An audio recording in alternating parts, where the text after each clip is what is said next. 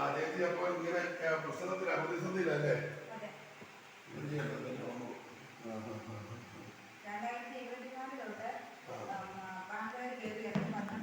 എന്നാ ഈ ഒത്തിരിക്കൂടെ താമസം തുടങ്ങി ശരിക്കുമല്ല 2018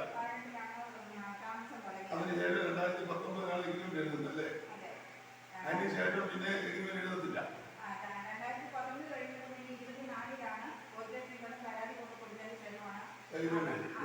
പുതുക്കി തന്നത്. അപ്പൊ അത് വ്യക്തമായിട്ട് ഞാൻ പൈസ ചോദിച്ചിട്ടുണ്ട്. ഓണർമാർ ചോദിക്കുകയാണെങ്കിൽ എനിക്ക് ഒഴിവായി പോകാനായിട്ട് പൈസ തന്നേരെ ഞാൻ ഒരു വീട് ഒഴിവായി പോകാം എന്ന് പറഞ്ഞിട്ട് പുള്ളി അത് ചെയ്യാം, ആ പൈസ തരാൻ തരണം എന്ന് പറഞ്ഞതല്ലാതെ പുള്ളി പൈസ തന്നില്ല. ഇപ്പൊ എനിക്ക് അഞ്ച് ഉറങ്ങാനും ഒരു സ്ഥലവും ഇല്ല. ബാങ്ക് വന്ന് ജപ്തി ചെയ്തു.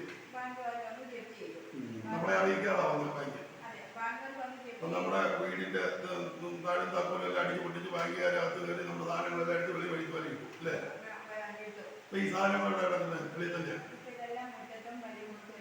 പോലീസുമായിട്ട് ബന്ധപ്പെട്ടില്ലേ? പതിനെട്ടാം തീയതി അവസാനം വരെ ഡേറ്റ് പറഞ്ഞതാണ് ഇയാൾ പൈസ തരാമെന്ന്. പക്ഷെ ഇയാൾ തന്നില്ല.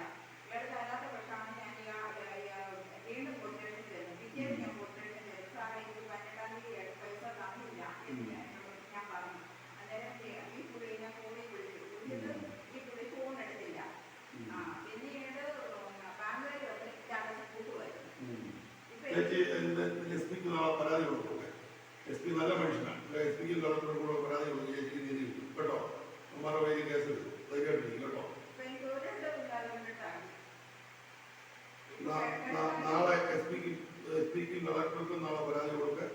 പോലീസ് കൃത്യമായിട്ട് സമയത്ത് പോലീസ് കൃത്യമായ തീരുമാനം നടപടിയെടുക്കും, കേസെടുക്കും, ചേച്ചിക്ക് നീതി കിട്ടും, ചേച്ചിയുടെ പൈസ കിട്ടും, ചേച്ചിക്ക് കിടക്കാടം ഉണ്ടാവും, എല്ലാം ശരിയാവും. ഓക്കെ ശരി.